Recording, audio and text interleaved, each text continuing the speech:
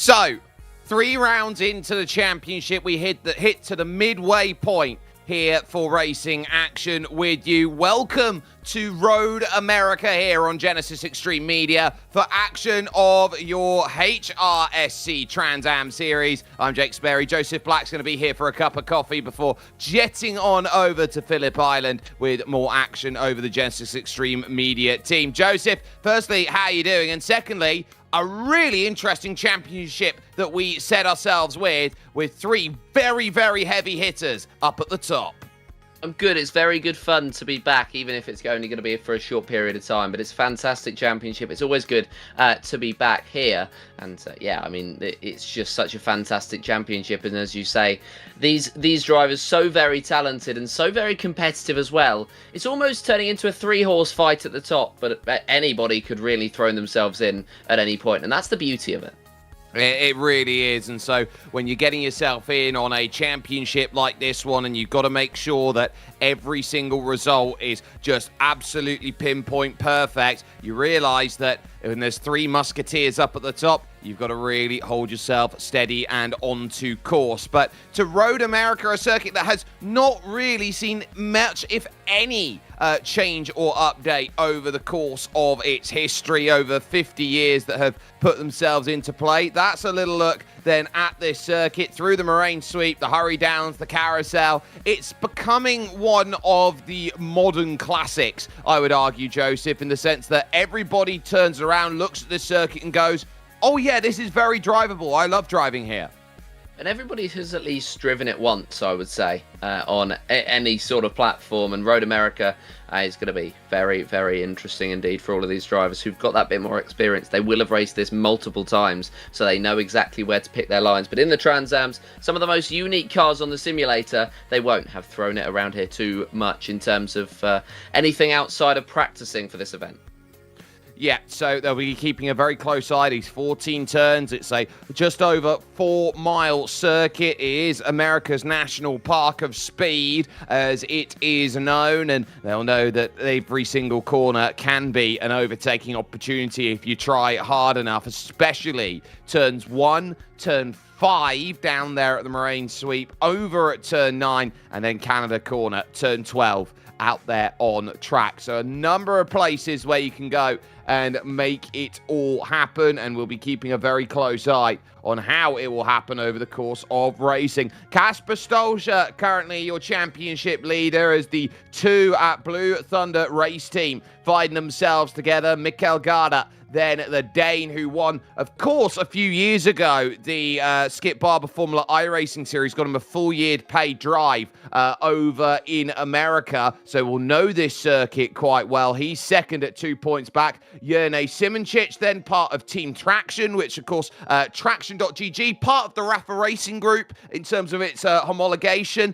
So that's them in 3rd. So Jerne with a bit of work to do. Sido Vaya in 4th ahead of Neil Senkowski, with Franek Godrecki in 6th position. It then follows with Nicholas Kirsten in 7th place for Lambda Lupi, with Martin Beyer of the Cuda Crew in 8th as Nate Sherrow, and Darren Andrews makes up your top 10 in the championship. But note here, Joseph, 1 drop each for sprint and feature, because we've got 2 races here today, so you can drop 1 20-minute race and 1 40-minute race over the course of the season. Yeah, and that can be vitally important come the end of the year, as we're going to have a look at our team standings, and it is pretty self-explanatory. Blue Thunder race team at the top with exactly dead on 300 points ahead of Team Traction, who are over half of their points behind. The Cuda Crew in 3rd and the Auriga Autosports team in 4th. Brabham Motorsport in 5th. That's a good fight for 3rd and potentially 2nd if they can drag Jerne into it. And then Lambda Lupi, HGS Rennsport, Bepisco Racing, Sprightly Tortoise and Fish Motorsport round out the top 10. But yeah, it's going to be a fascinating championship as it develops. I've got my eye today on Jerne Simoncic, who's going to hope to keep up with Garda and Stolzer, because it seems like they've been the more consistent drivers at the start of this season. Consistency is often king, and we are going to see how that consistency really does pay off here in the long and the short at a circuit that has seen all sorts of amazing racing go out through the years. We start then with sprint, just 20 minutes to get yourself up to speed, and so that's not long at all. And so you'd expect here, Joseph, elbows out and aggressive moves to be made.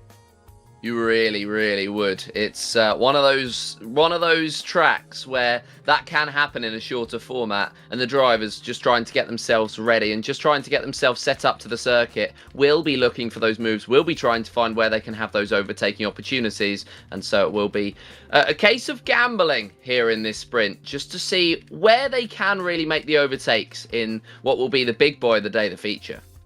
Yep, so keep an eye out to see where those overtakes are going to be found, who is going to be standing on Song and Ceremony, and will there be a breakage between Kasper Stolzer and Mikkel Garda, then the two at the top of Blue Thunder, who will be both very, very happy at the way results went. It was Mikkel Garda last time out at Suzuka who was on the double, took the sprint points, took the feature points, and nobody was able to really walk on Song and say they were close enough to make the challenge over Kasper Stolzer in second. So we've had our Aussie double headers at Adelaide and Bathurst. We've gone to Suzuka. It's Road America now as we tackle the American leg here with Mosport coming up on the 11th of July. And then you got Buenos Aires in the late July, and August 8th, your championship finale over at Kyalami. It gives you a little sense of everything, this championship. Definitely a world tour, as we've got 5 different continents represented, and the one missing,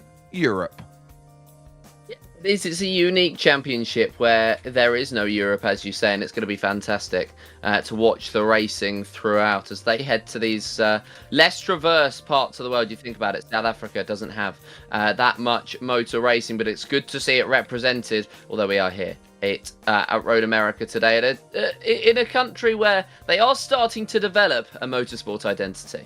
Well, Joseph, that's your time to jump on over as we get through to the starting grid here. And it is your top 2 in the championship, second and first. Mikkel Garda leading through Kasper Stolzer. Reese Gardner then in third position for the Cuda Crew. Great qualifying there. And fourth belonging to Jerne Simoncic. Darren Andrews and Martin Beyer, 5th and 6th, with Ross McGregor 7th and Nico Hillenbrand there in 8th position for HGS. Oliver Day starts this one 9th with Nate Sherrow in 10th. It's then Simon Lepie in 11th, along with Chris Gordon there in 12th for Team Rally Int. Over then to 13th, where Yuri Schmidt is there ahead of Reg LeBlanc, as Martin Jaspers and Chris Okuda then for the Joe Schmoes in the 808 is in 16th position. It's then David Dazan and Turgel Zenginler there in 18th, leaving just Corey Aders there in 19th for Dinosaurs Live in the number 13 machine. Looking at today, thinking, right,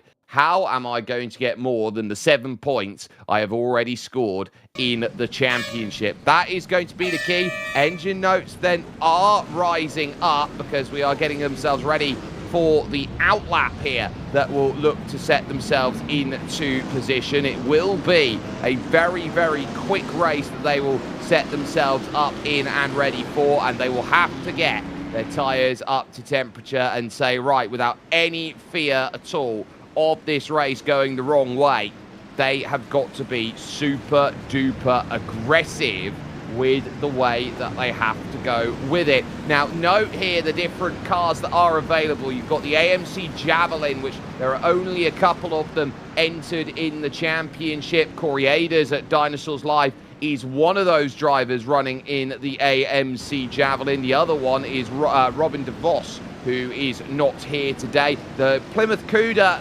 unsurprisingly, is going to be run by the Cuda Crew then, and they're going to be very happy that they have got themselves a good charge. The most populous of car was the Ford Mustang Boss 302, which a lot of people have gone and pivoted over to start this season off, which includes the 2 Blue Thunder race team cars, their first and second, as they push. We've also got the Pontiac Firebird, which is the second populous car out there by choice of those signing up. We don't have the likes of Conton Chauvetot or Steph Hermans, for example, running that today, but David Dezan and Chris Okuda, two who will be running in that Pontiac Firebird. And then you've got the Chevrolet Camaro. It is the Z28 version that is out there and pushing. Drivers like Yuri Schmidt, for example, have gone over to that. Franek Godrecki for Origa will be running that Camaro out there today. And then you look over the Dodge Challenger, the last car mentioned of the 6 that will be taking on the challenges out there. Noma Fonry Fleur today in the Fish Motorsport Dodge Challenger. But you look down, you've got Austin Birchfield, you've got Nico Hillebrand. They are going to be two who will definitely be wanting this as a strong start.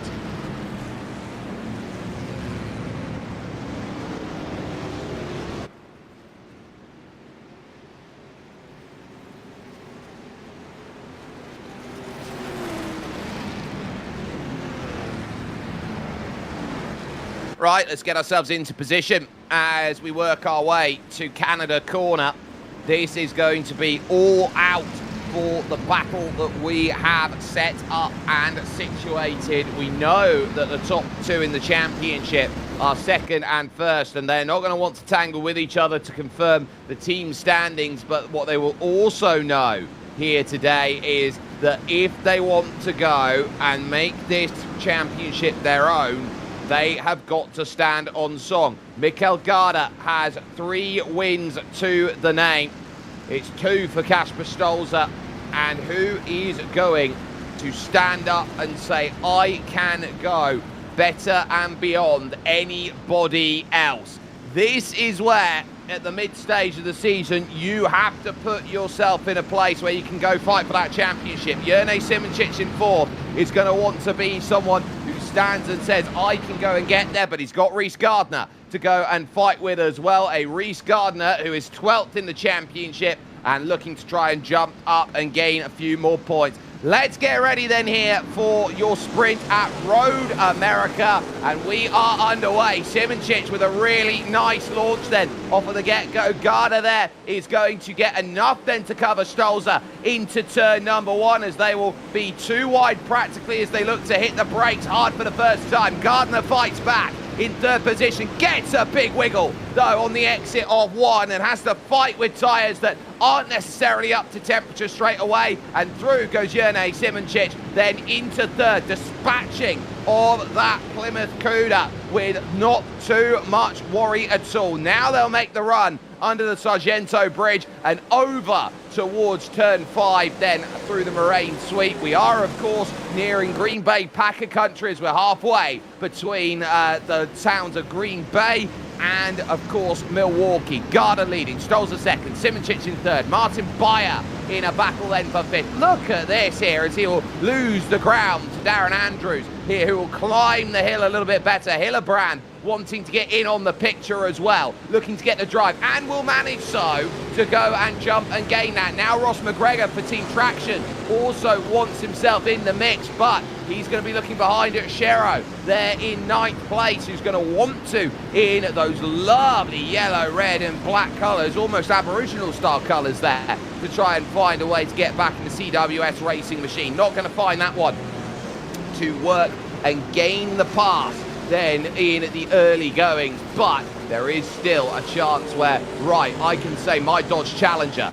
can get on into position. So, gap starting to form already in the early stages. Hillebrand with a lot of work to do. Then if he wants to pull himself then back through against Darren Andrews and up towards Reese Gardner, who's being gapped already here by Jerne Simoncic, Stolzer and Garda. Those 3 are looking to try and run away, and this is a very big draft-dependent race circuit. So, the power of the draft is going to make a huge amount of difference. Look at the amount of body roll that is there going through Bill Mitchell Bend, turn 13, and how many times they have to stab to get the car to turn on in. These are classics out there where you've got to have a lot of patience to go and get the moves that are available. And so for Jerne Simoncic, this is a sense of, right, the patience is going to be needed, but already here on to lap 3 of 10, 226.8 there from Mikael Garda, fastest lap check mark next to the name. Hillebrand close, but not close enough. A bit of side-by-side in the back around Lepie and Gordon by the looks of things, the 7 and the 99. And there is Simon Lepie, who is going to try and get that sprightly tortoise to move on up, and ultimately it stays as they are as they go. Yuri Schmidt there in 11th, just in front. But back to Kasper Stolzer. This might be not a case of if you can make the move, but when you can make the move. Here against his teammate for Blue Thunder, and down the hill, really having to fight to get that slowed up as we get the side-by-side. Hillebrand to the inside, gets a little tag there with Andrews, and he's going to run slightly deep into the corner. That's going to open it up under the Corvette bridge to say, look, I'm going to have it straight back. Plateau braking zone makes it devilishly difficult to get right, and Hillebrand shoved out, and that's going to cost him the time, and critically, he's going to need to find a way to get back going. It looks like Akuda's gone around in Sector 1 and has dropped down the time, so that's going to hurt a little bit more as the HGS Rennsport 91 still struggling to find a way around. And so there is still going to be a case of, well, can I find just a little bit more out there? So for Nico Hillebrand there in that 91, he knows he's got work to do to try and get by mighty number 9 in the Plymouth Cuda. But Jerne Simoncic now starting to close in on Kasper Stolzer, who's falling back. A lot of grass kick up there in the background as they are really pushing for the line. Replay then here. This is Chris Okuda from the Joe Schmoes. Just too much rotation in. Had to really fight. Oh, almost held that. And then the car has just had a very delayed tank slapper as the car has rolled and pitched and had that massive influx of grip to go the other way. That has made a huge amount of difference there in trying to put that all down on to song and ceremony. Jerne Simoncic, though, knowing if he wants to pull back the points in the championship,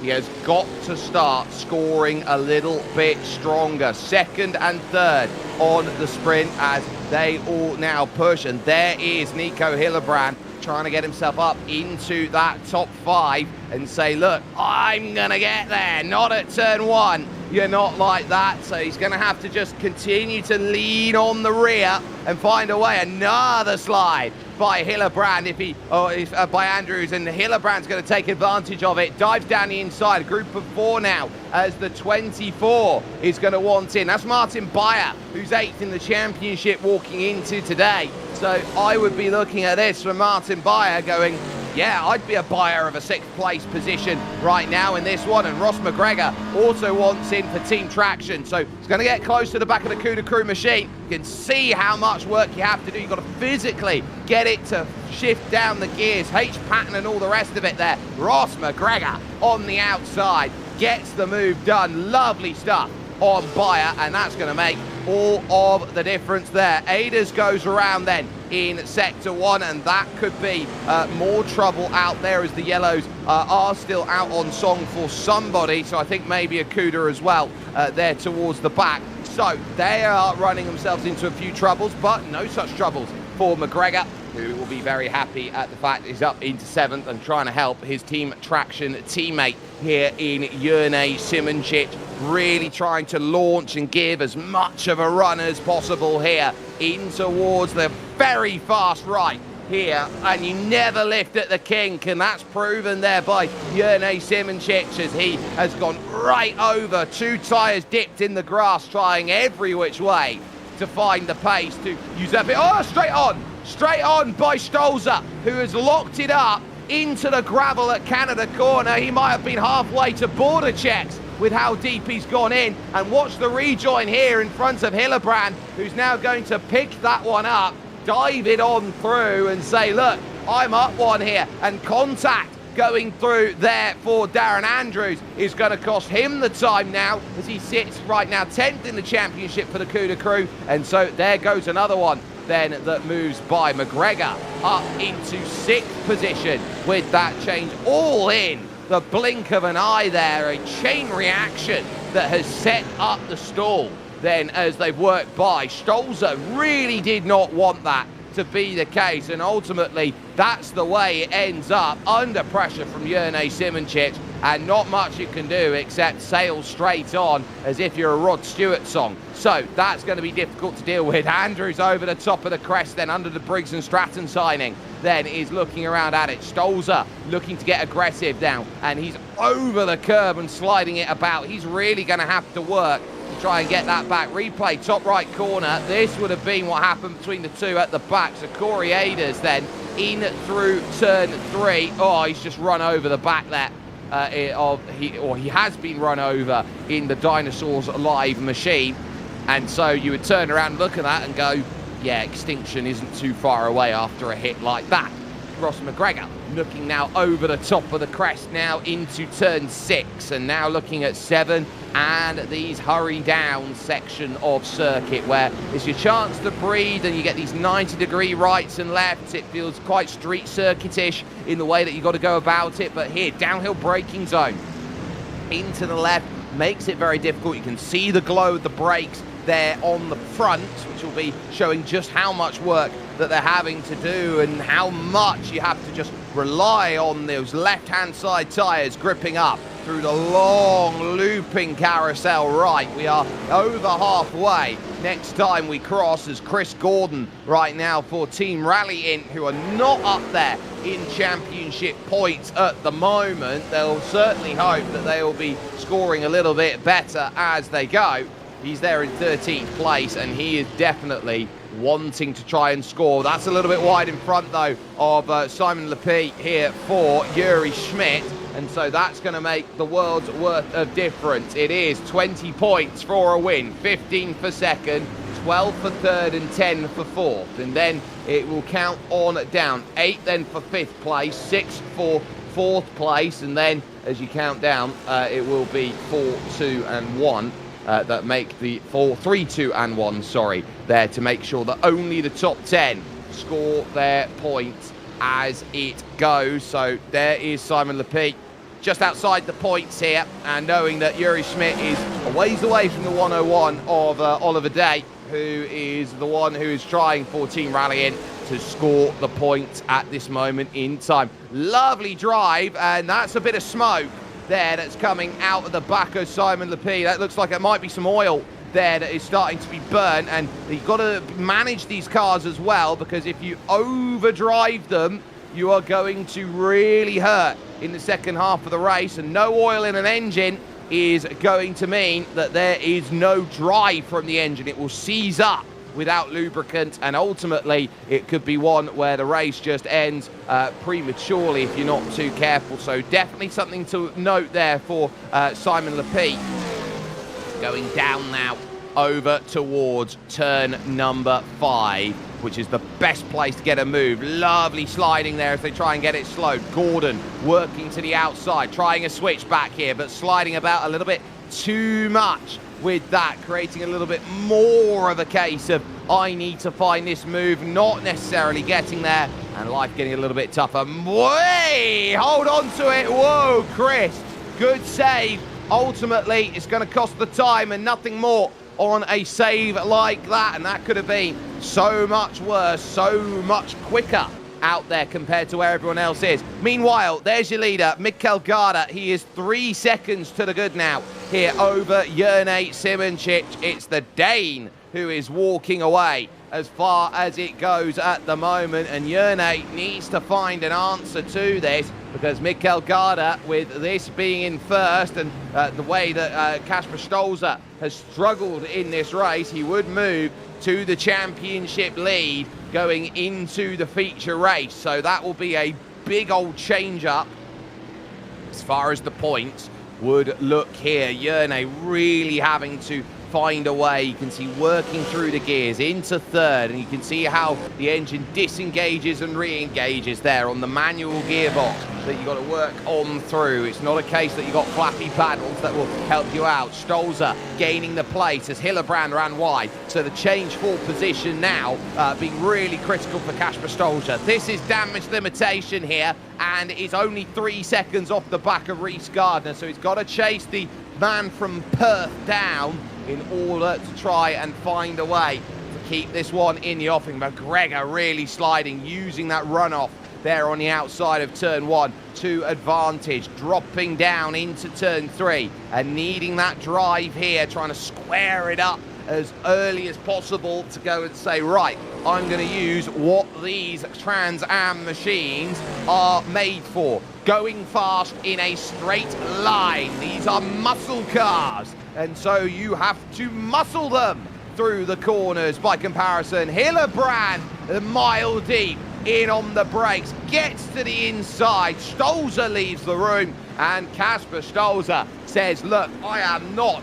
going to do anything but hold my ground and say I have got it. Shero then has spun in the opening sector and is going to drop potentially behind Yuri Schmidt and will drop out at the points. Then with that will allow Lapide to the inside to make that move, and will do so, and Shero there is really going to suffer then by comparison as he drops down the order. Nate will not be happy then in that CWS racing machine, and will be looking at that Dodge Challenger saying, not quite what I wanted. Replay then of that incident. It's on his own. He's fighting, and he can't get the car to settle down. He's done well to keep it out of the barriers, and it's a long looping spin that will just hurt for an age eternum. Shero into the grass, coming out then of the carousel under the Henry signage.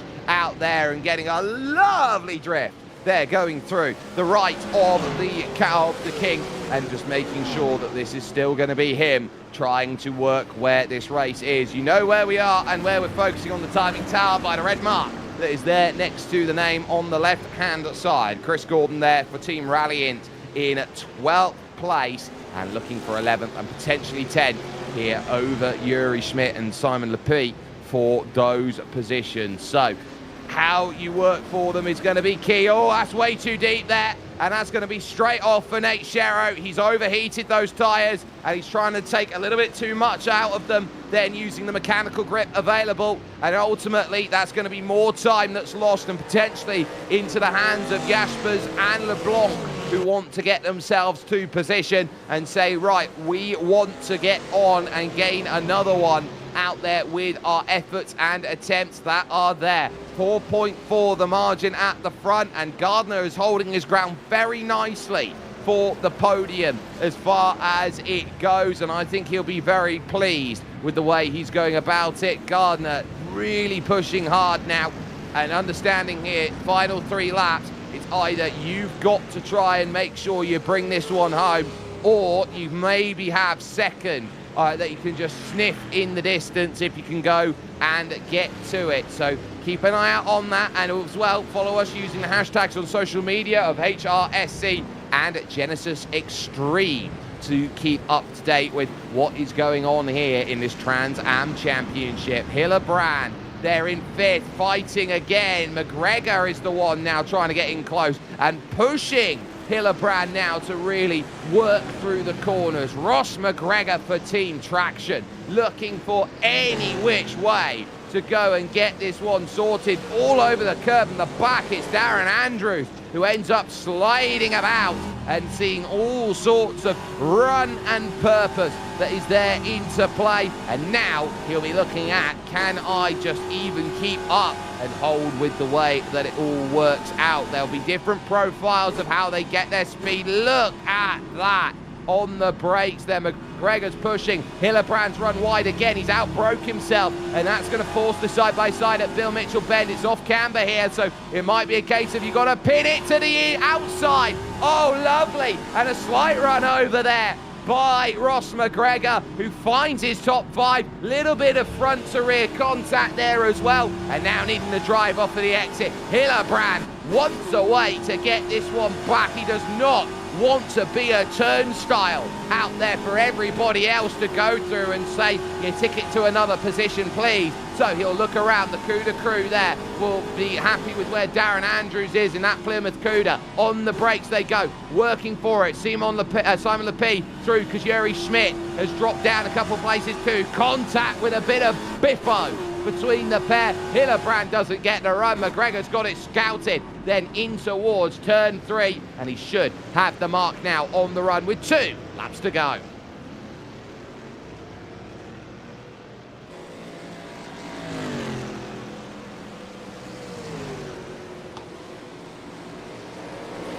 So Nico Hillebrand needs to find a way. Ross McGregor closing and closing and closing. They are behind him. Andrews trying to get that Plymouth in to have a little look. The dodge that waits then from Hillebrand. Always there, always wanting to get involved and finding a way to say, right, my move, my opportunity. I am not going to let anybody else into play. The Pontiac Firebird there of Ross McGregor. Trying to launch away, find a way to get out of the distance of those that are behind. And these are old school machineries out there. It is the HRSC way. They love the classics. And we're seeing some amazing classic racing going on here with these Trans Ams and the big V8 engines that sit underneath them, a staple of the era back when you needed 6 litres, 7 litres in an engine to really go and make it work. Into the grass there will go Darren Andrews, and that is going to cost him a little bit in terms of time and placement, and knows that there is still not long left to go and get that pass. Just a lap when they cross the line, and still it's all about that maintain and hold. Mikkel Garda climbs Heartbreak Hill and knows that there is just that one attempt that's left. Jerne Simoncic then putting a lap on Aders, then will also start his last lap with Gardner still looking at Kasper Stolzer, and a gap of about 2 seconds, which is manageable on this final lap. Hillebrand then still trying to find a way back at Ross McGregor here for the top 5. Top 10 score points, and Yuri Schmidt out of it now, which has promoted Lepie up into that 10th place. Gordon now on the outside looking in for a sprint point. Hillebrand working hard for HGS Rensburg. It's the opening corner, and there goes McGregor. He goes around, bang, into the wall. Then on the inside of turn 1, and all that pressure would tell on the final lap. The tyres just didn't have much left in them, and it just could not hold grip. You could argue he needed a bit more traction, but Ross McGregor is now down into 8th place and is going to have to try and bring that back as best as he possibly can. Over the top of turn 6, there's been no worries for this Ford Mustang for Blue Thunder race team. Mikkel Garda is an absolutely incredible sim racer out there. He's proven that he's got pace. He's proven that he's been allowed a real world drive before in the past, but now he knows that he has got to try and find every opportunity here to say, I am better than my teammate Kasper Stolzer, I'm better than Jerne Simoncic, and I am going to be better than better. I am going to be the best. Working through out of the carousel into the kink, the moto chicane there in the back, and working hard for it. Look, it's hardly out of line. It's a case of I very much know where the limits are going to be, and I'm going to use them to the best of my capabilities. Canada corner then for the number 58, and just working through with poise, with prowess here in these tin tops, these vintage tin tops out there. And Mikkel Garda, after getting the double done last time out, he's on a streak of 3 straight wins, owing back to Mount Panorama Bathurst. How about you call it a 4th? Mikkel Garda climbs the hill and says, I am now championship leader, with a truly magnificent result here in the sprint. Jerne Simoncic will come to the line in second, and Gardner is going to be under threat, but he is going to have enough to stave off Kasper Stolzer. A well-deserved podium for the CUDA crew and for the Aussie, who does so much work out there to get what he needs done. Nico Hillebrand, a top 5. The fight for a point, though. Simon Lepie here is going to have to really work hard for Team Sprightly Tortoise. How's the drive then from Craig Gordon?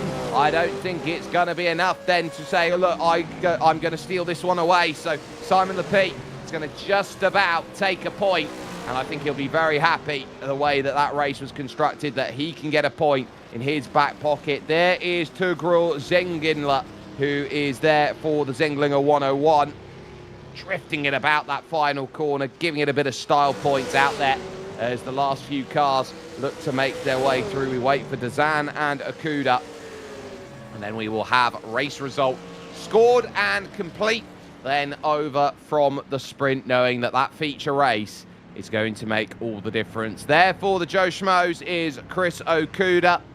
More Schmo than Joe out there today, unfortunately, as he will be hoping that he can find a little bit more pointage out there and any way up to go and score 45 points in the feature for a win, 38 for second, 33 then for third, 29, 26, and then you go down to 23. But let's get confirmation of result then here from your sprint race, where Mikel Garda and the Blue Thunder race team take that result ahead of Jerne Simoncic and Reese Gardner. Kasper Stolzer close, but not close enough. Nico Hillebrand having a really nice run into the top 5. Darren Andrews would get 6th to bolster his efforts in the championship, with Martin Beyer and Ross McGregor 7th and 8th. McGregor, that big spin on the final lap, that will hurt him for 3 places out there in the number 33. Oliver Day would be 9th for Team Rally In, and the final point scorer there, Simon Lepete, would make up your top 10.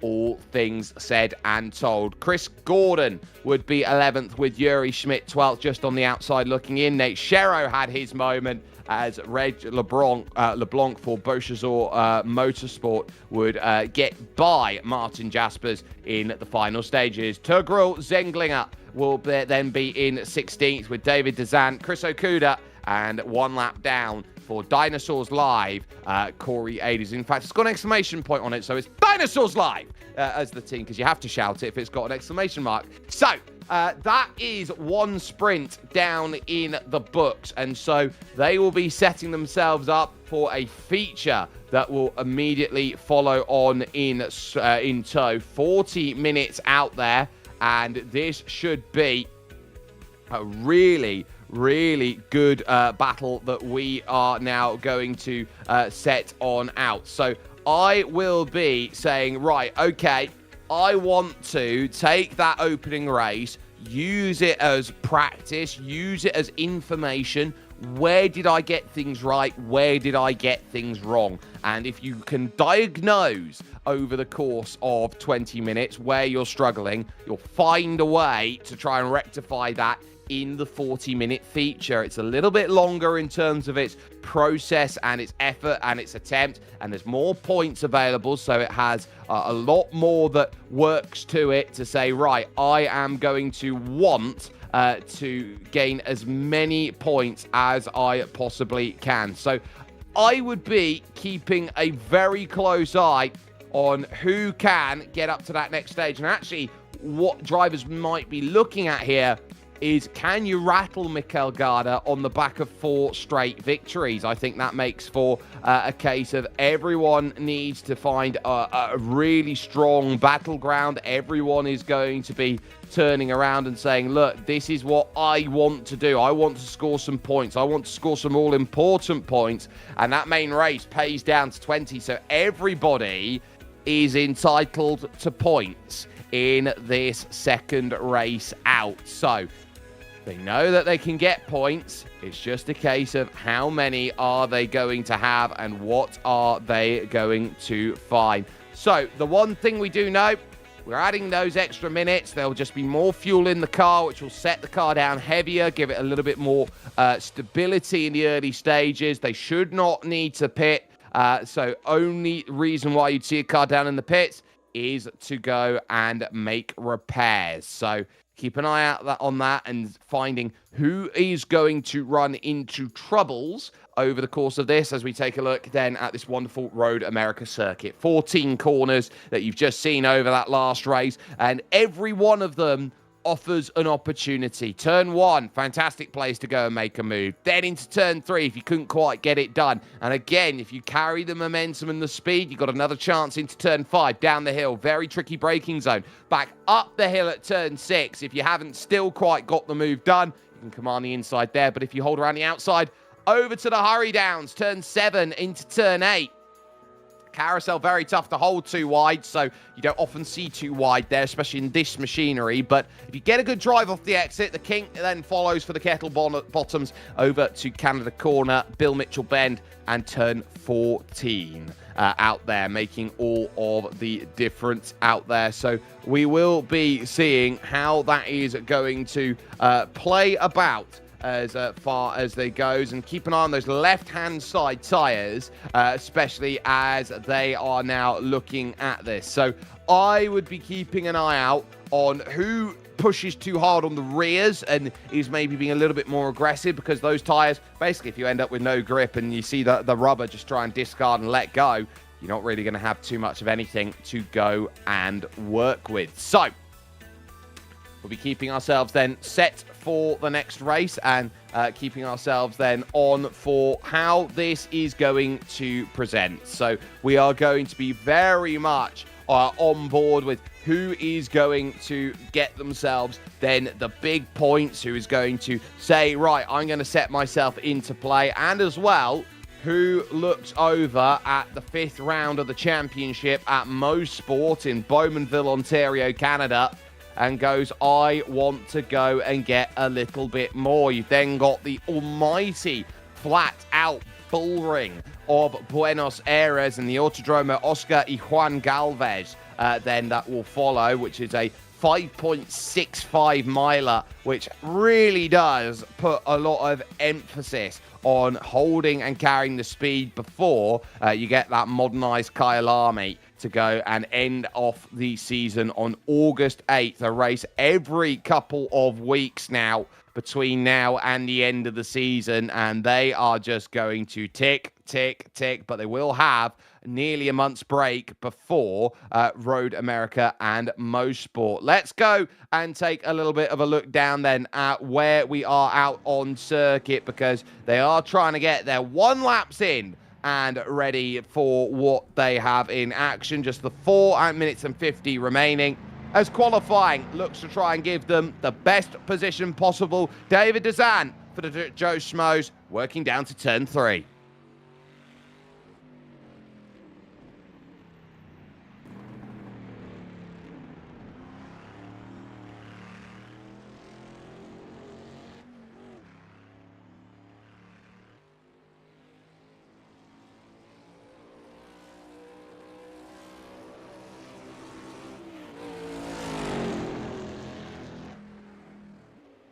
So, trying to just get the tyres to work on the outlap here. There are 2 schools of thought about this. You need tyre temperature, but you don't need tyre wear. And so you're just trying to get everything up to operating without just overcooking, overcommitting here. And an era that makes all sorts of differences out there. Reese Gardner then for the CUDA crew will be someone who will be very happy with that first sprint race and will like to try and replicate that here at Road America. And sometimes there are cars that suit certain circuits and maybe don't quite have as much luck when it comes to others. And Reese will know and understand very well that he definitely did not have the Aussie round that he was hoping for. He only scored 8 points at Adelaide. He didn't get anything at Mount Panorama. And so he'll be looking around after 23 points at Suzuka. Okay, I'm 12th in the championship. He's very much eyeing up the top 10. And further to that, he'll be looking at picking off and scalping some very, very big names out there with no Sido Vaya, no Neil Senkovsky, no Franek Godrecki. A number of drivers electing to use their 1 drop rounds here at this point, this juncture of the season, before Mosport, Buenos Aires and Kyalami will get their hold. Jene Simoncic has been the darling of R Factor 2 for a very long time. He is incredibly quick when he sets his mind to the challenges that are there in front, and he is probably one of the most wonderful sim racers that you'll get the chance to see out there running, operating, and can go out there and race at an incredibly high level. The question, though, will be for Jene Simoncic, has he walked into Mikkel Garda on absolutely impenetrable form? Or is this just a case of Jerne Simoncic just trying to levy and run with the bumps and trying to get himself geared up for this second race to go a stage beyond? Right now, the differences will make a huge amount of difference over the course of this in terms of profile of body and top end speed and how well that you can flick it through the gears and all of that helps to go and make it happen. Braking properties, how squirrely a car is going to be. That Mustang's the reason why the Mustang name is so successful, and we still see Mustangs to this day. It's cars like this that are incredibly successful in terms of what they get in output. Garda over towards then turn one, really trying to open up the corner, not trying to overextend too much. Find your mark on the left-hand side, use the modal signing as your guide, and then just drive it off of the exit of turn 3. And now look for the drop down the hill under the Sargento Bridge. It's a nice lazy drop to begin with, but then it will really accelerate as you get to this crest here and go, right, I've got to hit the brakes and find a way to get this slowed and tiptoed into the corner. Spot your mark, it's perfect, maybe slightly aggressive there on the inside. Attacks off the exit of 5, now up over under the Corvette Bridge into turn 6, and you're really trying to make sure that the car doesn't just fight away from you on the exit. Garda now into 7 and the hurry down section of circuit here, where you're just trying to get quicker and quicker and quicker, and you're just thinking about, oh, how do I hurry into this next section? Turn 8, 90-degree left-hander, fight for the power off of the exit, and now the Speedville Bridge sign waits as we cruelly cut away to Akuda there for the moment, as Garda now works through the carousel, sliding, using the lean of the body to try and get it to rotate through as it sits on that rear left tyre and goes, right, how much grip is this going to set up with? Then again, you do it once more here for the kink, and really pushing it to an extreme is Mikkel Garda. Checkered flag out then in qualifying. Now on the brakes to Canada corner. Does Mikkel Garda have that one on a line? Yes, he does. How's the exit? Fighting with oversteer on the exit, trying to rally the car to get back to pointed straight. So he's certainly been fighting for it. Over Bill Mitchell bend, off camber and up over the crest for a flat final corner here. You work to try and get in onto the apex. You work to get off of it, and then you've got that climb to finish off the lap, aggressive as anything over to the line. Mikkel Garda, what do you have? Simoncic is on a 24. Garda is almost 3/4 of a second quicker. Absolutely aces it. Is a full 3.5 tenths faster than Kasper Stolzer. Simoncic is 3rd. Gardner is 4th. Where does Ross McGregor figure in all of this, as he will be one of the last cars to the line? And the answer is 8th, and almost 3 seconds adrift out there on that attempt. So you're seeing the big differences in qualifying time showing out by how aggressive you can be on the brakes and how much you can turn. David Dezan is going to maybe be on a cool lap here as he works on in to the left, but session will wait for him as he has already put his time in and has got it sorted. So Mikkel Garda then will be very happy with the result, putting it back where it needs to, as we watch Dezan running through the second half of this Road America circuit.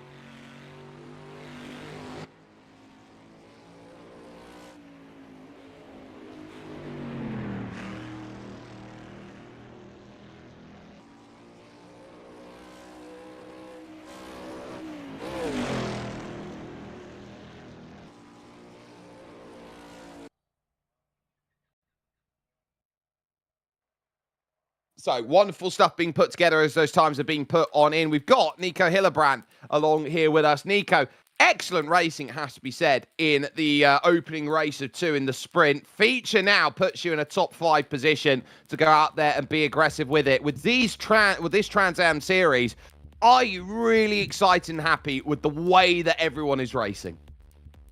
I mean, it's part these cars and it's part Road America. Road America never disappoints in racing, and especially with these things. The only downside is, you have to look after your rear tires a bit. And yeah, if I had done that a little bit better, I think I could have held with Casper a little bit longer, or maybe even caught Reese in the race one. But yeah, huge amounts of fun, great racing with these guys, and can't wait to do this again, just twice the amount of laps this time. And so that confidence that's needed, this will definitely be more of a tyre saver than it is what we consider in race number 1, where you're going all out for it. The ability to manage a car like this, the skill of making sure that you're not overcooking the car, how critical is that in comparison to what you see normally out there in the sim racing sphere, where it's raw pace that wins the day? I think it's a little bit of management that, these cars want to go fast, but sometimes you are a little bit misled into how fast they can go. I mean, I lost my position against Casper because I did just try to get this a little bit extra out of the car into the final corner and just completely outbrake myself. The nice thing is you can save them if they're going wide, if they're oversteering and stuff. But the downside is, of course, the rear tires are completely cooked then. And for the next 4 laps after that, I was struggling like hell. Yeah, and so that struggle is always going to be something. Now, I want to talk to you about car choice and why you have gone in the direction that you have, because you've gone for a Dodge Challenger. You've got Austin Birchfield, for example, who went to a Dodge Challenger. But then, of course, you've also got Riley Wyans, who decided to go to a Pontiac Firebird. So split decision, of course, across the team. Only you here today of the HGS crew. So as far as that Dodge Challenger is concerned, what made you choose that out of the 6? It's a good all-rounder, and on straights it feels super, super good. It has really good throttle response while not losing out too much on straight line speed. The Javelin and the Firebird are a little bit more of the cornering cars, pretty much, and instead they lack a tiny bit on power. The Javelin a bit more so, honestly. But yeah, the Challenger is just an overall very nice overall package for me, personally, for my driving style, and it gave me an excuse to run this kind of livery, because we're trying to do period accurate and stuff, but pretty much period accurate, and what this is a tribute to, it goes hand in hand with the Dodge Viper from the late 90s. It's still pretty much a retro livery at that point. Oh, absolutely, and I'll tell you what, it looks stunning out there when it's really pushing forward on circuit. So for you, a case of really getting a great understanding then of this place, as we've got about 2 minutes before we head ourselves over to gridding. So I'm going to probably hold you for about a minute longer here, Nico. What is the plan then for the first couple of laps? Obviously, you've got some incredibly quick drivers out there in front of you. You've got the big 3 there. You've got Reese as well, who's qualified the car very well again. Is this going to be about just getting yourself into single file and managing, or is this going to be a case of you think you can throw a couple hips in the opening laps?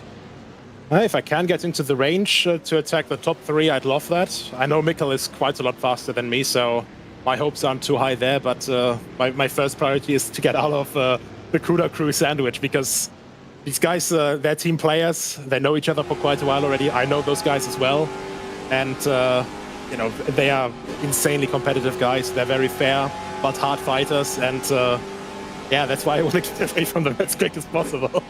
And ideally, maybe look at a podium. Yeah, definitely a good chance. And for you, if you can sneak a podium out there, does that do wonders to get you back in the top 10 in the championship? Yeah, it would be quite nice. I mean, the 5th place last round already was quite nice. Let's see what this round brings. Well, let's see indeed. A wonderful, wonderful chance then to go out there and attack. Nico Hillebrand joining us then, and are looking for a really strong result as far as this one is all concerned. We are there with about 40 seconds now before we get ourselves going for 40 minutes worth of feature. And put yourself in the shoes of these drivers, that they have absolutely everything to go and hold on to and say, right, I want points and I need points. And this is slowly turning into one of those seasons where dominance is starting to creep itself into the forefront. Drivers like Jerne Simoncic, for example, who is there in a car that is very pliable in the corners, maybe working at a disadvantage here in terms of the type of circuit that he is on compared to what everyone else will be playing with. The Mustang maybe a little bit better in the places where it counts and it matters at this moment in time. So, checkered flag out in warm-up. We'll allow the drivers now to focus into race mode as they understand these track conditions and get themselves ready for the action that comes along next. So, as far as we now settle out for it, it will be Mikel Garda who is on that pole position and will be absolutely clamoring for more ahead of Kasper Stolzer and Jerne Simoncic. Reese Gardner, fourth then for the CUDA crew. In fifth position then on the grid, row 3 will be Nico Hillebrand, with Darren Andrews, second of the CUDA crew, there in that 6th place. Martin Beyer will go from 7th, third of the CUDA crew, and Ross McGregor down in 8th, with Simon Lepete in 9th, and Oliver Day for Team Rally in there in 10th. He's got his teammate directly behind him in Chris Gordon in 11th, and Reg LeBlanc there in 12th. Yuri Schmidt is then 13th ahead of Martin Jaspers, with Chris Okuda and Corey Aders 15th and 16th for the Joe Schmoes, and Dinosaurs Live there in 16th. David Dezan is 17th ahead of Nate Sherrow, who couldn't get a time in, and then you got Tugrul Zinglinger, who is making up the 19 as we lose nobody between races, and we say, let's just add a little bit more noise, a little bit more heat to the party, and say, if you can hold and get yourself into a place where victory can be assured, you can have a really, really fun time of it. Drivers now getting themselves onto the grid, 19 laps on the offing then for this 40-minute race, and really it is going to be one where I think that it will tell who is going to be managing those gaps, who is going to be building over the course of those 40 minutes, and who is going to be saying, above all else, not only is my driving better, but my car can also stand on song and say, I am better than the competition out there. It's going to be a real spectacle out there, and we will expect to see it with a warm-up lap that will get themselves off and ready to racing in just a moment.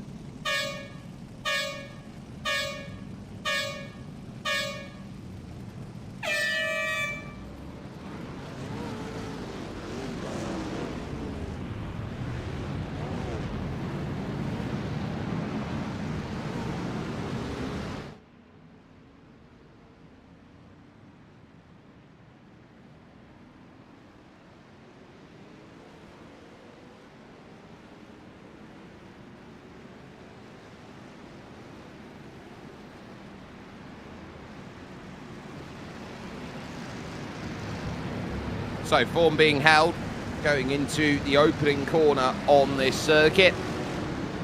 And now reality will sink in that you got to go double the distance, and you got to make sure that you are just as switched on as you were in the main race. Couple drivers at the back of that sprint were a little bit underprepared for what the car was going to do, fighting a car through the corner. I think everyone wants to pitch a car in, turn with everything that they've got.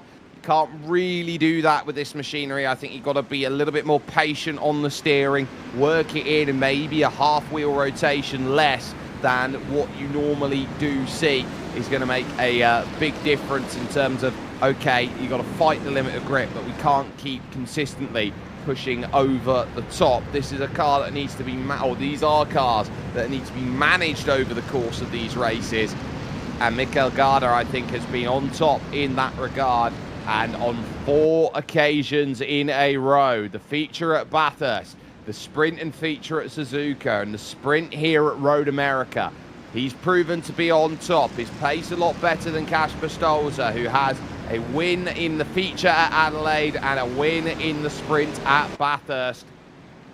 As far as it stands, that result of 4th place is going to be equal to his worst sprint, so he will carry at least 10 points away then from the standings then in that regard, and he'll be hoping that he can just really switch on now, because he's on the back foot and he needs to try and clamber and gain some points. At what point does being Mr. Nice Guy change in this championship? Yerne is going to want to jump in that number 19 for Team Traction. He desperately is going to be looking at that Pontiac Firebird thinking, okay, this is the cornering car.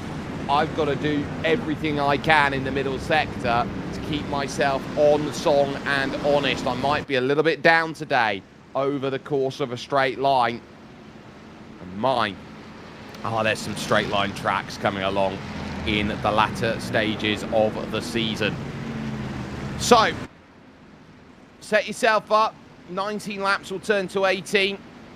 Everyone's going to be thinking about, what do I have to offer? They will now form themselves up at 2 wide running, and aggro is going to be the name of this start, but there is still a long game to think about, and if you can go and gain places early, you can unsettle your rivals around. How much of a big difference are you going to make in these Trans Am machineries here? HRSC is the place to be here, live with Genisus Extreme. Are you going to find the biggest momentum maker as far as this season goes? Well, you got to climb the hill and get yourself ready for what Road America brings. Always in with the action, always in with some truly incredible battling that is about to take its hold. Let's get ourselves set and let's get ourselves up to speed. Mikel Garda will send them off and running, and we are in play here at Road America at Elkhart Lake, Wisconsin. Gardner with a really nice climb in terms of pace there. That is going to be where the CUDA is going to smile up and shine. Hillebrand trying to get to the inside, and ultimately here they're going to force that 2 wide. Garda still leading, but Simoncic is going to get in. 1, 2, 3 wide. Simoncic is in too deep, but he's going to have to lift out of it. Stolzer now is going to get the chance here as they run themselves over towards turn 5. This is going to be about who is bravest between them. The Pontiac almost creating 2 Mustangs worth of damage, but look at the difference in a straight line here. Garda on the inside. It's Stolzer who is on the outside, and it's going to lose out. Hillebrand as well trying the outside. Garda maintains race lead, but Hillebrand's not giving up this one here for 4th position. Up the hill, does Stolzer send a search party to the inside? No. Gardner is going to cover off the move then and say, nah, you're not going to get by my Plymouth CUDA like that. He's going to keep himself into play. Look at Yerne back into position, all over the back now of Stolzer and trying to find a way by now. Side by side there is a little bit further on back, but Yerne wanting to put himself into places where he can ask the questions of those in and around. Kasper Stolzer is here and realizing he is going to have to play some defense at the moment. Garda trying to run away with that in mind at the moment, but he's run a little deep there through the exit of the carousel, and that is proving to be a difference maker. Look at the way that Yerne Simčić tries to just angle as much as he can there through the lovely kink, but again, he's not close enough, but he is better under brakes and can close that gap out. 3 clear to the front. Gardner in 4th, Hillebrand 5th, Andrew 6th, Bayer 7th, McGregor then in 8th place, looking to try and score up, with everyone knowing that points are very much possible to come by here in the feature, but Yerne understanding that he yearns for that 2nd place right now, and arguably the lead as well. Climbing the crest then to say 1 lap is in the books, and there are packs that are forming with Lepee and Day and Gordon and Smith. They're all there, they're all together, and Kasper Stolzer, best lap time of anybody on that first run around. So, there's Hillebrand maintaining poise, posture, closeness, very much taking all of the runoff and then some there. What is a track limit in the United States of America, by the way, because I don't think they have them. But Nico Hillebrand knows he wants to get himself in and getting himself by. Reece Gardner, very accomplished sim racer, very accomplished sim racing commentator, has to be said as well. I've shared many a commentary booth with times over the years, and I think he's an absolutely magnificent gentleman out there and running, and doesn't have use either of his right hand. So he has to have a specially modified steering wheel in order to go out there and race. And the fact that he is only that far away from some of the best in the world, I think shows you just how talented Reese Gardner is as a driver. Kasper Stolzer realizing this section is where Jerne Simoncic comes alive. The hurry downs over towards turn 8. Not close enough this time, though, to go and make the lunge through. That Kasper Stolzer realizing that so long as I stay in the wheels of Mikkel Garda, I don't have to worry about Jerne as much, because I've got a toe that keeps me on song. Chris Okuda then of the Joe Schmoes trying to get by one of the tortoise machines there of Jaspers for position. Jaspers holds the ground nicely though. This long carousel just burns up the left-hand side tyres. You're waiting to put the power down on the exit and really put some more in. Understeer is your biggest enemy here. And Chris Okuda, knowing that, he's going to sit himself in the pack and realise that he's got a hard-charging Shero behind, who obviously underqualified the car and wants to try and get back up and say, look, I can make these places. Nate Shero on the outside isn't going to see the move yet, but Okuda's gone defensive, and arguably they're over-defensive to try and keep that position. He manages it, but he'll lose a half a car length. Immediately turns back the knife onto the offensive, gets to the inside of the final corner, has many a take to get in, gets it slowed up. Room had to be left there by Jaspers, and that is enough. Shero now can pick a pocket and say A2, I want to go through as well, and Jaspers doesn't have it in a straight line, so that 808 is going to start moving. The Pontiac Firebird getting it done, but obviously the straight line becomes an issue because Shero in the 55 wants to try and bring this one back in again for movement. And oi, big old wiggle in the back there for Zenglinger, or actually sorry, it would be Zenglinger there in the back. Shero gets the job done in his Dodge Challenger for CWS Racing. So Nate Shero will be saying, look, that is how we do it around here. Top right corner is your leaders right now, 1, 2 and 3. And they are very happy with the way that they are going about their business. And Okuda's there, oh, a big wiggle out there to go through. And the P off then at turn 5. Oh, it's double trouble out there because also it's Oliver Day there who has also gone around. So both of them in a world of trouble, and Oliver, I think, is just taking a stare at it going, how on earth did that one end in tears for me? Disaster at sector 1, and ultimately it won't affect those at the front, but it makes a huge amount of difference that now to the back go the pair of them, as they will need to try and recover their day. Stolzer really trying to bang on through and get everything out of this one. We'll take a look here with the HRSC replay. So they were fighting for position. That doesn't shock me. Oliver Day for Team Rallying on the inside. Now, here is the look. So, oh, I would argue here that Oliver Day just stalled out because he couldn't really get that back going again with any form of pace. He was understeering. And Simon Lepee, I think, just was committed to it and couldn't do much more. Lepee is out, and our first retirement of the day. We had no retirees in the sprint. Jaspers here for Sprightly Tortoise. Hold on, Dazan, and manages to do so out there and very much looking for it. Now, Kasper Stolzer realising they've got a gap side by side. Oh, almost contact there between Stolzer and Garda into the opening corner. They've got to be aware of that they don't just tangle front to rear. Stolzer with his straight on moment in the sprint can come back to bite that butt.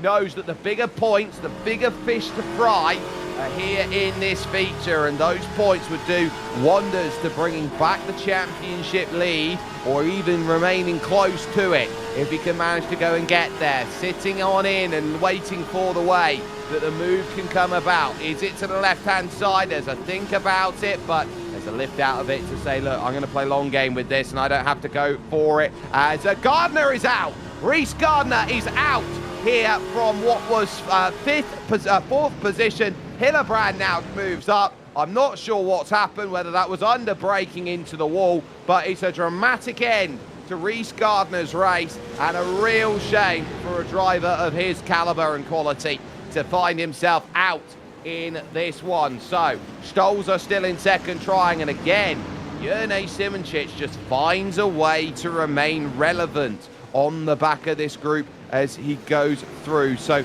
we're thinking it's technical here for Rhys Gardner, and often it is the way that it happens. So let's take a look here. So he's got the drive, there's no side-by-side. Now focus and watch. To the left, steering wheel's gone. Oh, Rhys. Oh, Rhys, buddy. Oh, buddy.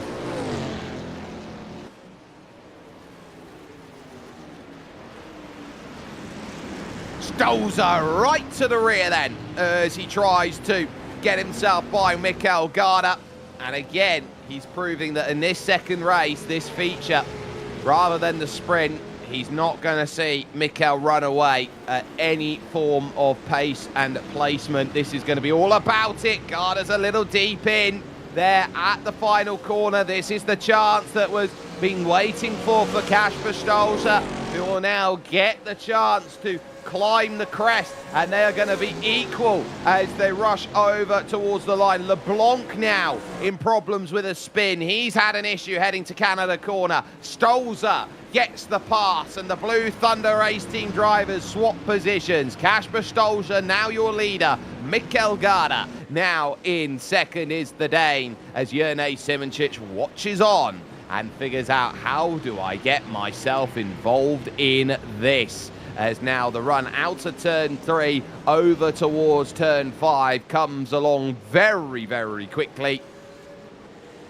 And now you wonder whether the difference maker is going to be here and now, or whether everyone else will turn around and say, look, it's going to be a come again later sort of scenario. Garda into 5 is looking around then, and Simoncic runs a little deep there, and he tries to push hard for it and say, look, I want to try and get there. Packs are forming. Bayer clear of McGregor by 1.5 seconds. Is then behind Craig Gordon, where I think is making the difference. Yuri Schmidt, Shero already up to 10th, past Akuda and Jaspers and Dazan, and in towards turn 8. Again, you've seen them many different lines being taken. It's going to be tough to go through. Getting confirmation that it was a game freeze there by Rhys Gardner. Really tough to manage through. You have no way of predicting that of happening.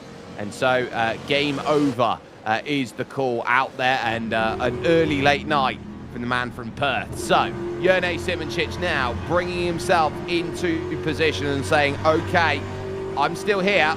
I'm still going to be a threat.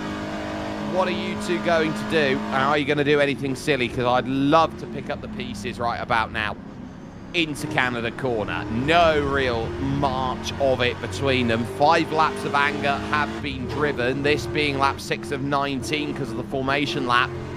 I would say Jurnej Simoncic here is just playing patience. Look at that from Mikel Garda. He wants in at every corner, and he's going to pick a run up off the exit. Jurnej sits himself on the back, doesn't have as good as a shift behind the 2 Mustangs, but that Pontiac Firebird has got to try and sing. Will it be as immortal as a phoenix as they work themselves over to turn 1? Mikel Garda on that inside line. Kasper Stolzer is there. A little bit of oil then coming out the back. Then that will not be too favourable there for Mikel, but it's enough. Move made. Jurnej now looks to try and sneak his way to the inside. They might fancy 3 wide. They do. There's contact on the way in. Is there going to be a pocket picked? Then as they're going to lean on each other through here this left, it's Stolzer who gets shoved out wide. Still more contact between the pair. Garda might have his chance to run away, but now the slipstream is going to make a difference. Simoncic doesn't have enough straight line,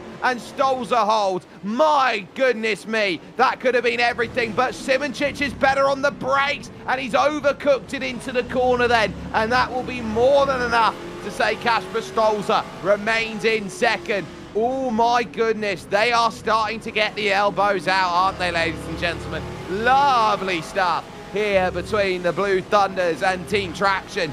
Working hard now through the right of turn 7. And goodness me, Mikel Garda is just having a front row seat. Someone else with a front row seat, Nico Hillebrand, to all of that aggressiveness as he looks to try and remain relevant in that 4th place. Andrews 5th, Bayer 6th in a battle with McGregor for 6th and 7th out there in position. What can you say as far as they go? Garda now knowing he's got to try and turn on the afterburners at this phase of the race. Build a gap that Kasper Stolzer just can't match and follow.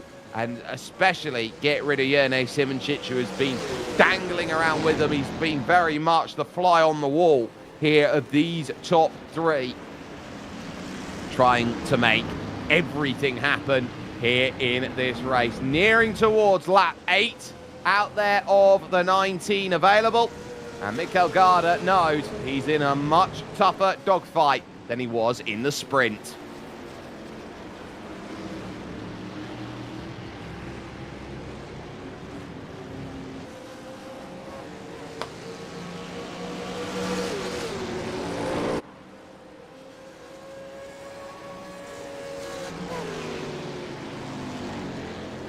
You can hear the lovely roar of the engine that makes all the world's worth of difference. And so I would be keeping a mind out there and saying, okay, I want to try and see everything and more out there. Martin Jaspers goes around and spins and creates a little bit more trouble out there, and that's going to be doing no favors. Bayer then in the middle here, 6th and 7th with Ross McGregor, who wants in, wants action, wants to say, look, I want to be a part of this, and jump on back into position, bringing back into the commentary booth Joseph Black. Joseph, a lovely, lovely battle we are having here out on the front, and Stolzer in the last 2 minutes has helped with Mikel Garda to break Jerne Simoncic off of that main group. It's been fantastic to watch in the background. I've had it on and I've had an eye on this whole race. And I mean, Mikel Garda and Kasper Stolzer have been the pace of this season so far, so it's unsurprising to see them at the top of the field. Jerne Simoncic as well is going to be one of the drivers who's going to be fighting with them, of course, throughout the course. And so far today, it looks very, very good. There was a 3-wide moment I kept my eye on as well. It's been fantastic to watch the racing from the side, and it's great to be back involved once again for the final 10 laps-ish of the race. And Stolzer 6/10 of a second between himself and Garda at the moment. There was brief yellow flags further back in the order, but whatever it is has been sorted out, and our 17 drivers look to be heading to the end of the race. It's great to see the Trans Am cars sliding through the Phillip Island circuit. They really push these cars to the limit, and slightly too far off the limit, I'd say, for Yuri Schmidt. Yeah, that's going to drop him out of 9th in the Competition United Motorsports 38, out to 10th place there, and it's so easily done. David Dezan then currently in 12th place will also be looking at this battle, because Zenglinger is there, or Zenginler is there into position, and so I want to see how David Dezan of the Joe Schmoes tries to unlock this, because he's really, really nipping at the heels there underneath the Henry Bridge over at the carousel, and then gets a lot of slide, and you're going to be looking at how much you burning the rear tyres, because the way you drive these cars quick, you put all the weight on the back and say, look, it's going to have lateral movement. It's going to be all about flying that car in, and it's going to be all about trying to control that movement. Kasper Stolzer has a look, but not close enough to Mikel Garda as we head over to what will be the halfway point roughly in this race. More yellow flags out there on the road, but once again, there briefly before they are sorted once again. Stolzer gets the run. He's about 2/10 off of the back of Garda right now. Is he going to be able to make the move at some point soon into the next braking zone? Potentially not quite yet. Stolzer just sitting in behind for the time being. They're both sliding the car through the corner, but Stolzer has looked more set, and so it's going to be all about how hard is he pushing versus Garda, because of course you can look more set if you're not pushing quite as hard as the other driver, and at the moment Mikel Garda is absolutely flying. They've managed to double the gap to Jerne Simoncic in the last 2 laps. and they're trying to continue that build up right now. As 3.8 the gap, 2.1 the gap as they headed on to lap number 8. And so it's just interesting to see how they've been able to build it up. Interesting to see as well the different lines they're taking through these corners. Stolzer is very, very tight to the apex. Michael Garda less so. Yeah, Mikel was taking a few more stabs at it to get the rotation. And so you call that the diamond line there from Mikel Garda, trying to just get back for the apex on the exit. Use the circuit's capabilities through the middle, carry more speed in through the first part and the last part, and maybe sacrifice the middle. Canada corner, again, it's shallow from Stolzer as he looks to try and follow in the line. Garda gets the clearance then and is able to work off and away and say, right, there's still more to be done, but look at the difference that is now into position. 0.6 of a second here, and the management phase of the race, I think, has firmly begun, because we're now looking at this going, we've gone just about as far as they've run in the sprint. But Joseph, I think the key here is if Kasper Stolzer wants to try and stop that run of 5, he's going to have to do something about it. Look at the oil coming out of the back of that Mustang. He is really trying to get as much straight line out of it as he can, but you can't run on the red line limit forever. No, you absolutely can't. Otherwise, you are going to be penalised, and these drivers are going to be at the mercy of the stewards, who are, of course, working very hard to keep this championship going and keep this championship fair as well, to stop any sort of complaints from any of these drivers as well. But it has been a fantastic race between the top two drivers. They're pushing each other so hard, but not only are they pushing each other so hard, these drivers further back also giving each other a good run for each other's money. Reg LeBlanc as well, as more drivers coming into the pit lane, and well, it will be interesting to see why they're doing that with half the race to go.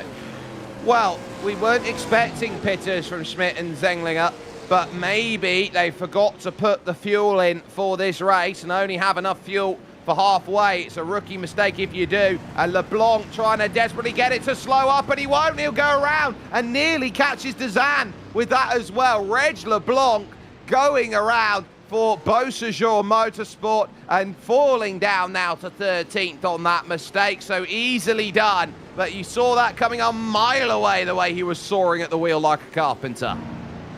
Yeah, you certainly did. Reg LeBlanc was not looking set in the car at all, and he's managed to just unfortunately have a moment which meant that he went a little bit around. Ross McGregor now the other team traction car. Jane Simoncic, of course, on the podium at the moment with the 33 on the back of the 24 and trying to find his way past Martin Bayer at the moment. He's going to keep trying to hassle away in the last half of this race on the back of Bayer as a bit of dust kicked up from McGregor. He is pushing at the moment very, very hard indeed to stay with the 24 right now. So Martin Bayer clearly has that pace, and I think later on into this stint it's going to be a difference to these drivers as to whether they're going to be able to catch up to Andrews or whether they're going to settle for the fight for 6th. At the moment, I think Martin Bayer's looking ahead. McGregor's just got his eyes on the back of that 24 right now because, well, frankly, for the 33, there's no pressure coming from behind. No, and at least for the moment, they will say, right, we've got nearly 20 seconds over Craig Gordon. I think they'll be very, very happy out there and saying, okay, I'm going to be looking at this with a lot of poise and saying I've got free rein to be as aggressive as I want against Martin Bayer. And Bayer, I think, is going to look around at it and go, okay, I can just focus on the defense, nothing more, nothing less. Placement at this phase is everything, as is the change for Jerne Simoncic, who's run off the road at turn 3 and has seen Nico Hillebrand find his way onto the podium. He talked to me before the race, Joseph, and said, I'd love to sneak a podium. Well, he's doing more than sneaking it right now. Yeah, he is at the moment in that top 3, and he joined us in the box a couple of weeks ago, so it's great to see him back out on track and back on form as well, because if you take that one round off, it can cost you a lot in terms of the momentum. An HRSC replay of what happened to Jerne Simoncic here, and we will see what did happen. I think that might be a shift a little bit too early that unsettled the 19, and there opened up the door to Hillebrand. Right, let's talk to this importantly here. Cars like these are not the easiest thing to slow down. How critical is the fact of how you use the engine braking to help slow machinery like this one into position? Yeah, it's I mean, you do need to try to use the gears a little bit to get into the corners, but a lot of this as well is going to be lifting and coasting. A lot of this as well, if we were able to get some of the acceleration and braking on our screens just to see what the drivers are doing. A lot of it is going to be all about trying to just dab on the brakes just a little bit to keep that turn in going in. And you can see Yerne lifting a lot and then through the corner. Thank you very much to our producer for bringing that one up. It's going to be just keeping yourself ready to do that brake and a little bit of trace through there, but the majority is going to be through just on that throttle as well. A bit of both for Simoncic through the next couple of corners and through the final one indeed, keeping it flat out, heading through the final corner. He's going to come through and lap right there. So he's doing a fantastic job to keep control of these cars. They're not the easiest to keep control of, especially when they're going at the speeds like this, but just to fly through all of the corners using the brakes and the acceleration exactly how they should is a skill in itself that I think is quite underappreciated in sim racing.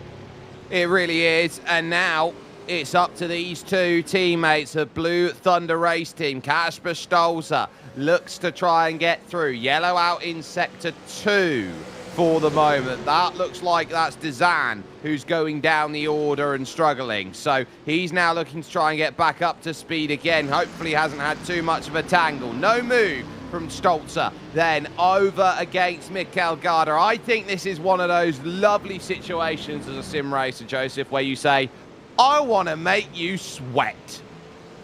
Yeah, and you're going to be the one putting them under pressure. This is where you want to be the driver in second, just like in this battle as McGregor looks to the inside of Bayer. Almost contact between the two, but they've done very well to stay out of the sides of each other. Martin Bayer just putting the power down a bit earlier, I think, than he would have been comfortable with to stay ahead of McGregor for the time being. But Ross aware of that right in behind, just went a little bit later on the acceleration so he could keep that pressure up. Just reminding Martin Bayer he's there every so often as he looks to the inside once again, but not any later on the brakes than the 24 who was aware and who cut him off.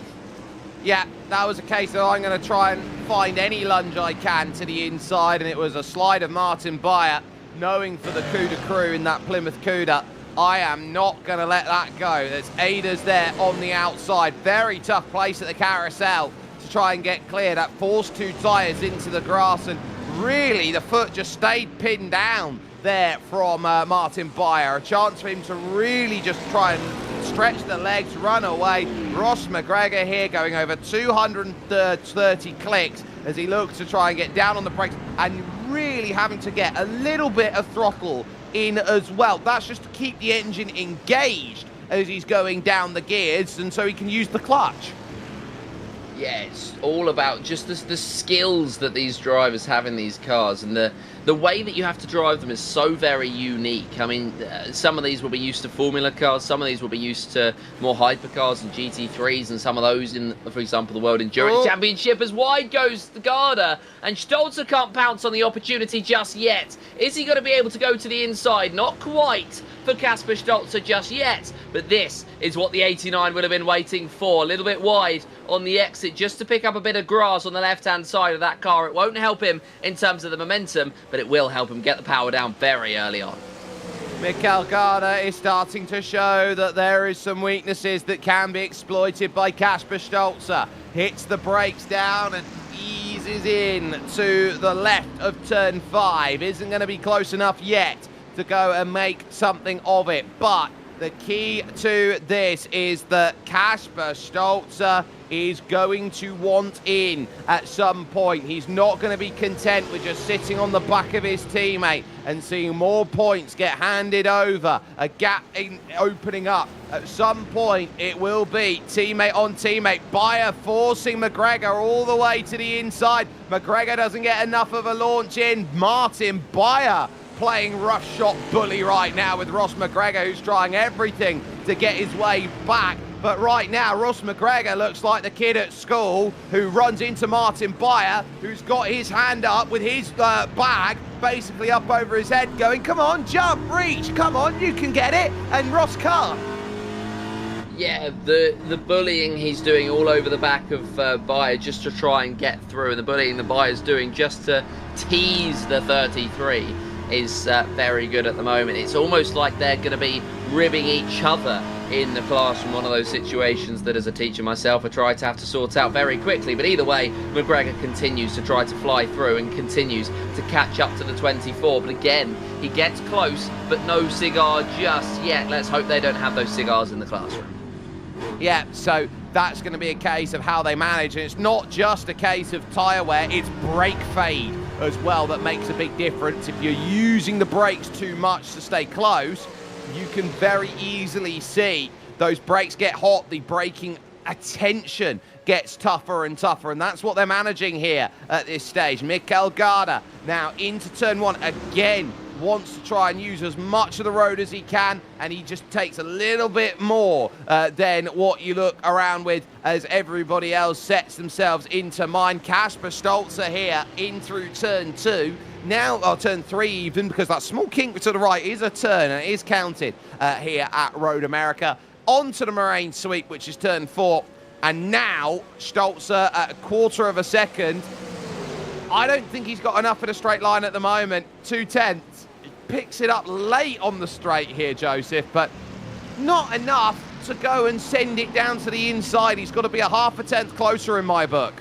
Yeah, he does, and I think he will get that chance at some point, but it's whether he can spot that chance early on enough to make his way through. Kasper Stolzer really hassling the back of Mikel Garda, hoping for a mistake as akin to a few laps ago that the 58 had, but the 89 just not able to get close enough. There's not able to get any closer. And well, I mean, it's just all about trying to hassle the 58, just like Ross McGregor's doing on the back of Martin Beyer. He has now the inside line. Beyer's tried to squeeze him. Is there going to be contact between the two? There's going to be a bit of banging between them. McGregor's going to get through. Beyer's squeezed wide. And the 33, well, he has his last laugh.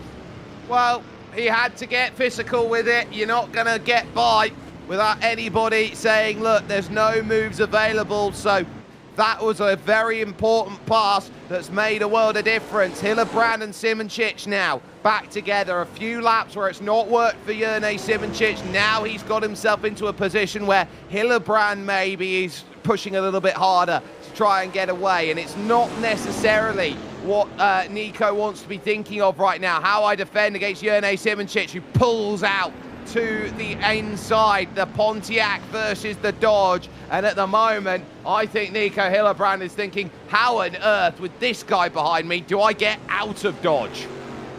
Yeah, it's very difficult indeed to make his way through. Hillebrandt's going to try to make that Dodge as wide as he possibly can ahead of the team traction number 19, waiting in behind. 5 laps to go then, and Jerne Simoncic really needs to try and find his way through back onto the podium. It's the 91 versus the 19. It's yin and yang for this final spot on the podium. Is Jerne going to get close enough down the straight? The short answer is going to be a firm no for now, but Hillebrandt is going to, I think, look a little bit vulnerable because Jerne Simoncic has had the pace. He's just had one simple mistake. And so the 19 on paper is faster, the 91 knows. Oh, Martin Beyer wants a way back in at turn one. He's not going to get there on Ross McGregor. And again, McGregor slides out wide. He's been bitten like that in race one. He doesn't want to do so again here in race two. So he knows that he's got to be very much put onto position right now. And if it does go wrong, he will know here that that would be the moment for Ross McGregor, that the Unicorns would turn back into horses. He has to be so adept to what Martin Beyer will do, and he will make a move at any place he deems necessary because, again, he's trying to get to the inside. Look at how he locks it up, trying to get himself into play. Another slide out wide by McGregor, and again, Martin Beyer is asking all the right questions. He is, but at the moment, McGregor has the answers for now, staying ahead of him in the team traction number 33. Martin Beyer and the Cuda crew is going to hope to get through, and it's always interesting to watch cars with different dynamics, with different characteristics fight it out. just like these two further up. What can Jerne Simoncic do on the back of the dodge of Hillebrandt? Is he close enough? It looks as though he's getting right under the rear of that 91, but it's not quite yet going to be the opportunity. Sliding their way through these corners late on. It's really, really fun to watch for all of these drivers. I'm sure it's fun to race in as well as the two race leaders go at it. Oh, brilliant stuff. Mikkel Garda had to work hard off a Canada corner to fend off the position. Kasper Stolzer trying to go for it picture in picture because Simoncic has now got the pass done. Hillebrandt's outbroke himself and Jerne back up onto the podium and Nico's going to want to charge. 4 laps to go when they cross the line, and Kasper Stolzer sends the first notice to Mikkel Garda. I don't want you getting 5 in a row out there. 4 is plenty. Looks again to the inside. This feels like the moment the championship will be irrevocably changed out there. Another look. Hillebrandt side by side now in the top right corner. There's going to be duels of 2 wide as they go through into the opening corner, into turn 3. Hillebrandt with contact, forces his way through. Garda through the grass. Now sees Stolzer with the run. And now it's going to be Kasper Stolzer who will make the move to the race lead. But Mikkel is going to try and lean on the side draft to go and get himself back down the hill in towards the left of 5. And he said, you may have got through. He's got it covered. Up and under coming. I don't think that's enough of a run. We've seen some great fighting between those two drivers, as in Adelaide, which got very, very close and very tense, and we saw mistakes deciding it. Hillebrandt looking to the inside of Simoncic, can't get through. Simoncic runs wide, he's taken grass. Hillebrandt is not able to pounce upon it, and so he is just sitting behind, but the 91 really had that chance there. Simoncic all over the road trying to make his car as wide as possible, and Hillebrandt is just watching and waiting for this to become too much for Jerne Simoncic to deal with. But the 19, a fantastic driver in his own right. Is he going to be able to hold on ahead of him? He's got 4 laps to try to do so, about 3 now as they head through the latter stages of this lap. And Kasper Stolzer further up, he has made himself as wide as possible. Garda's managed to slip through, and these two teammates continue to scrap it out. No look at Canada here, there's enough, but again Garda's wide on the outside. This is going to allow then the chance at Bill Mitchell. Is there going to be enough to turn in and say, I've got it? Mikkel holds himself there, but Kasper Stolzer moves to the race lead now and says, right, your turn to beat me rather than me to beat you. He's got the placement that he wants, and he'll be very happy at the way he has got that move sorted, because he's been forcing Garda to go deeper and deeper and braver, and that makes all the difference. Hillebrandt in his battle with Simoncic let him go because it wasn't a fair move, but Mikkel Garda comes back at turn 1. Has he got enough here on the brakes? There has to be room left here at the opening corner, and that's a mile wide from the pair of them here, Stolzer and Garda. This is a straight up dogfight from the Blue Thunder race team. Into turn 3 goes Mikkel Garda, and Garda says, on guard, you're not going to get that done. Just like that, holding half a lap. He's got the clearance and pulling the gap. He's pulling that gap indeed. It's going to be just ahead. Kasper Stolzer tucks back in. How long is this straight? Not quite long enough for Kasper Stolzer to make the move, and he has a look to the outside regardless. Will he be able to squeeze his way through? Mikkel Garda just about stays on the track, just about washes Stolzer wide, just about clings onto the position. It's very close. It's very tense between the Blue Thunder Racing team, and it's still not decided yet. All of these positions on this podium, Simoncic starting to break free of Hillebrandt. It is 6/10 between them, but Stolzer at the moment is trying to be later onto the brakes in every single braking zone. He has to trust Garda. These two know each other so well. These two are going to continue to fight it out, and it's going to be great fun. But at the end of the day, this is some of the hardest racing we've seen all season.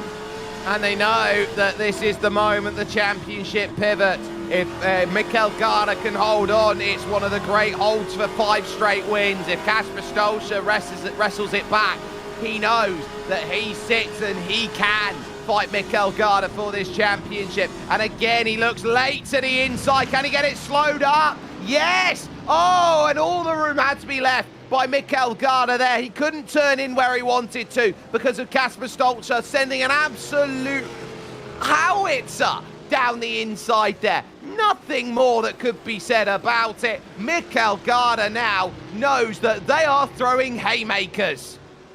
They are absolutely just pushing each other to the very limit. They have done so all season long, but this feels the most intense of all. Garda just sitting in behind Stolzer. They both head to the inside of the first corner. Who peaks first? It will be Garda. He has a bit of a slide, and it will be Stolzer later onto the brakes. He was somehow able to get later onto the brakes, to get to the apex, and to have an exit that wasn't too bad, all things considered. Stolzer holds on just about. Garda tries to give it a go. Hillebrand, in the meantime, under pressure from Simoncic around the outside, but Simoncic not quite able to get through just yet.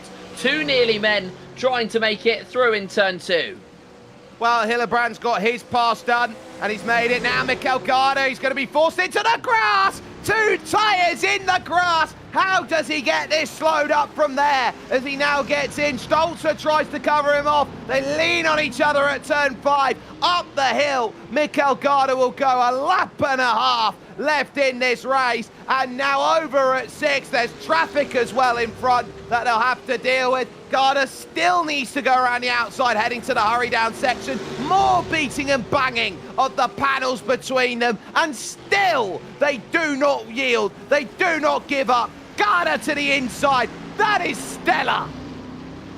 Absolutely sensational for Mikkel Garda to stay ahead, but Stolzer still on the limit. He almost went to the outside, but he couldn't quite make his way through, continuing to chase each other. There's going to be a bit of contact as well between Hillebrand and Simoncic. Simoncic tries to remain on the outside line of the corner, but can't quite have his way in terms of sweeping all the way past Hillebrand. Not quite yet for the 19 on the 91, and there's going to be yellow flags further back in the order. Who cares though, because we are going to be seeing this fighting, and it will be Coriadas in that 16th place. Dazan a lap down on him, so the 13's not going to lose a place, but Kasper Stolzer for now in the 89. He's really pushing Garda hard here. These two absolutely 110%, and they've got 1.5 more laps to go. So now is the chance to say, look, I need this place. One final lap between the 2 top in the championship. And they know if they do something silly, this one is going to go the wrong way about as they set. Now here comes the chance then towards turn 1. Adder's there in front. Is going to be traffic. Then you got Zenglinger as well that you've got to be focused on. And Stolzer will look around at it. Adders is going to run wide, and that's going to force both of them to the inside. Big slide over the grass, and ultimately they hold their lines and don't have to worry. Now that opens up the door to the inside at turn 3. Opportunistic then from Kasper Stolzer forces Mikkel Garda to go a bit wide. Garda gets a slightly better run off of the exit then of turn 3. Not surprising as he opened up the arc and he goes for it. Bayer now under pressure again from Ross McGregor on the right. There's almost contact between them through turn 1. Garda now looking over at that inside, still having to try and defend the position, and moves through the left end of turn number 5 and holds the defense, but that's just one part of this race held up. Where do you go for the next move? Where do you go for the next chance to make it happen? And look at Mikkel, absolutely all over the curb, beasting it. Traffic's going to play its part now. And will it move out of the way or will it not? The answer is it won't at the moment from Zenglinger at this stage in the 101. Now they'll have to go to the inside here at the carousel, and there's not going to be any clearance between them. They're going to get bottled up through this long right-hander, and now you're going to need to get to the inside, which Mikkel Garda does. He puts a racing pass on Jerne Simoncic and Nico Hillebrand. Hillebrand to the inside now, going in towards then the carousel. Now they work in towards the king.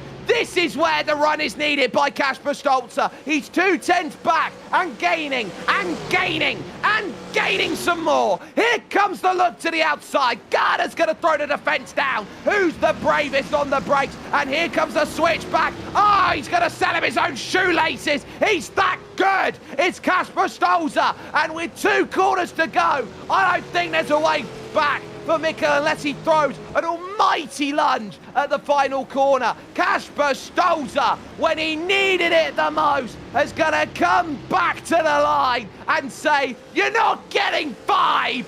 That is simply 8. Kasper Stolzer wins the feature in an all-time classic. Unbelievable racing, and we still got some great racing further back.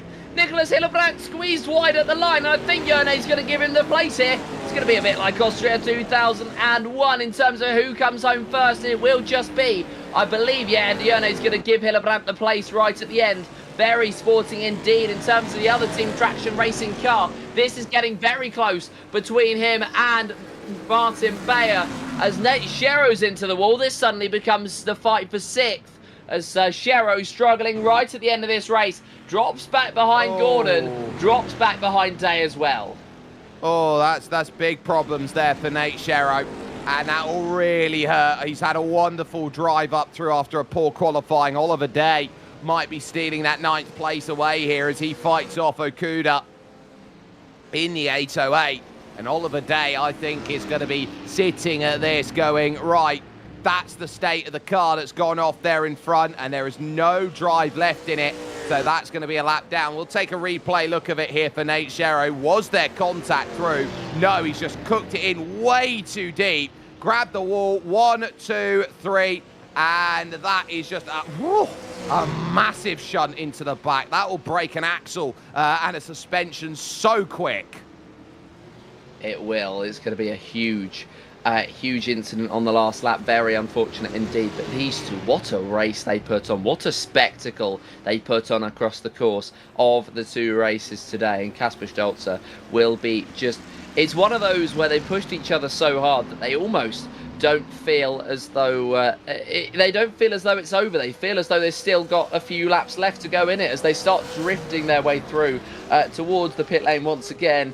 And they thoroughly deserve whatever they decide to do to celebrate.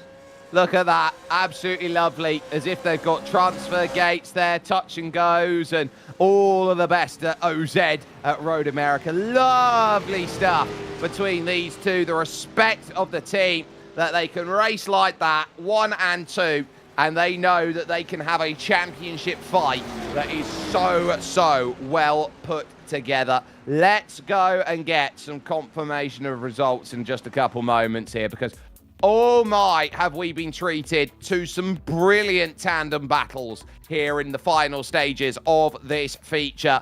And it was one that was all importantly won by Kasper Stolzer, and that was a must-win result for him over Mikkel Garda. Nico Hillebrand, with contact at the final corner, would be gifted that podium, which Jerne would have said, I'm too aggressive in to make that move. I'm not letting myself have it like that. 5th will be a quiet race for Darren Andrews for the CUDA crew, with Martin Bayer holding off Ross McGregor for that 6th place, as Chris Gordon would be in 8th ahead of his teammate Oliver Day 9th, and Chris Okuda would round out the top 10 for the Joe Schmoes. And he would, and it would be Martin Jaspers in 11th and Yuri Schmidt in 12th, with Nate Shero DNFing at the end, but still finishing ahead of Reg LeBlanc in 13th. Then it will be, or 14th even for Reg LeBlanc. Tugrel Zeningela will be 15th with Corey Adders in 16th, and David Dezan, our final finisher, with Reese Gardner and Simon Lepay, our 2 DNFs in the feature. Wow. What a wonderful bit of racing that we have had. Truly a magnificent moment between all of this. Now would be a great time to jump on in and have a chat. Nico Hillebrand back here with us. Well, your brain is fried, your body's fried, but right now I'd say that tastes about as sweet as anything, that fight for the podium. What a battle. Talk us through it. Oh, Jesus. Yeah, I basically got decent starts. I basically kept my position, so that was, all I could have hoped for. It's a huge shame with Reese's technical difficulties. That's, awful. Screen freeze and stuff, so he basically pulled over and, immediately altered fort so he wouldn't take anyone else with him. So, yeah, huge sportsmanship from him. Insanely sad that it had to end this way. But then, battle with Janne Simoncic, of all people, feels good that even I'm sometimes able to take the fight to the big guys. And talk about how you got to that position, because it looked like in the early stages of the race, it was 3 that broke away, and you found yourself a little bit isolated about 3-4 seconds back. But then that gap slowly started to come back in. At what point did you realize, oh, okay, I can have a good fight with it? Yeah, I think it was about lap 5, 6 or something. So after Reese, unfortunately, DNF'd, Janne tried to go into turn 3 and into turn 2 and turn 3 and slightly missed the corner there. So the gap came down a little bit. And I think then his tires sort of started giving in and, trying to push to keep up with the 2 Mustangs up front. Those guys are in a league of their own. Like, it's really impressive that Janne was fighting so much to fight against them as well. But also, huge props to them. Fantastic driving from both of these guys. And, I think Janne had slightly shot tires. So, he was trying to slightly nurse them. I tried to nurse mine, but obviously while still pushing. I think ironically enough, I looked at his stream right after finishing, and he was basically trying to nurse the front left. I was trying to nurse the rear left, because around this track on the Challenger, you steer the car more with the rear axle in all those fast corners. Well, you see it making all of the difference. Now, let's talk about next time out. It's a little bit of a wait before we head to Mosport. But Mosport as a circuit holds a lot of similarities here, although in a smaller, more truncated version to here at Road America. Do you feel like that's going to be a case of more of the same on the development of the setup, more of the same in terms of the practice to get yourself up to speed to go and get another good result there? I think it's mainly about, like in Mosport, it's mainly about conserving tires again. I think I'm quite decent at that. I just don't quite know if the Challenger can handle the same amount pretty much at that track, because it's still one of those original circuits. Like, it debuted in the 60s for the first time, and the basic layout has been unchanged. So fantastic to go there at any point with any car. But we'll have to see. It's a hugely challenging circuit, and I'll take anyone trying to take the fight to the Mustangs. Yeah, so all comers, take note. Nico Hillebrand wants to jump on up and say, I want some more. 3rd place in the feature, and a wonderful result at that. 2nd today, snapping a streak of 4 wins, Mikkel Garda. He stood by with Joseph Black. Yes, what a race that was, Mikkel. An unbelievable fight between yourself and Casper. Just try to sum it up for me. Yeah, we had a bit hectic beginning, I would say. The sprint race was pretty under control, I would say. Was pretty comfortable in the lead and pulled a good gap, so that was pretty chill. But second race we were a bit pressured from behind with Jurnic, and we were trying to discuss how to manage him while we were side by side, so that was a bit hectic. But we agreed on letting me go in the front after Casper overtook me, because I could feel I had a bit pace advantage, and we managed to pull a gap to Jurnic that way, and then we could fight in the second half of the race, which was very fun. We out on the grass multiple times, so that was fun. Yeah, you were really pushing each other to the limits of the racetrack. And I mean, just heading towards that final lap and the final stages, what was the mentality you took in terms of fighting with him? Oh, I was just looking to get a bath and some water, to be honest. I was so sweaty. I think there's a heat wave in Denmark at the moment. It's never been so hot, so it's been a very very long race for both of us, I would say, and Casper made sure to keep the pressure behind, and I ended up braking just a tiny bit too late in the Canada corner, which gave him the opportunity to just go past like that, which was my own fault. But it was a long race, I would say, but very fun. Yeah, it must have felt very long at the front of the field. And I mean, it's been a fantastic start to the season for both yourself and Casper as well. And of course, next time out, we are going to head to the Canadian Tire Motorsports Park. What's your view on that track early doors? Actually, not so much yet. I can't really remember if I've ever tried it. Maybe I've tried it once, but I've never raced it for sure. So I'll have to give it a go and figure out when it goes left and right, really. But I just know it's a very old school track, which is known for Can-Am and Trans Am, which is very cool. So I'm looking forward to try it out. Yeah, it will be very, very good fun, I think, indeed, especially if the fighting that you've done is anything to go by. Thank you very much for joining us today. That was Mikel Garda, who fought so hard for the win, and fighting with him all race long was Casper Stolzer, who's with Jake Sperry.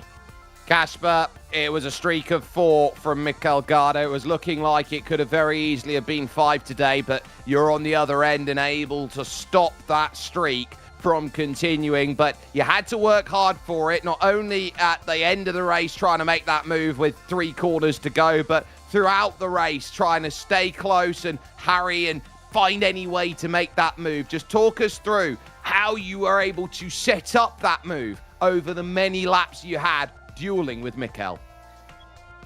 Well, to be perfectly honest, it's all due to Mikkel dragging me along. I was relying so much on his pace and his slipstream that I could go easy in the corners and still gain on the straight, so I could keep up with him. Even though I didn't have his pace, he was definitely the faster guy.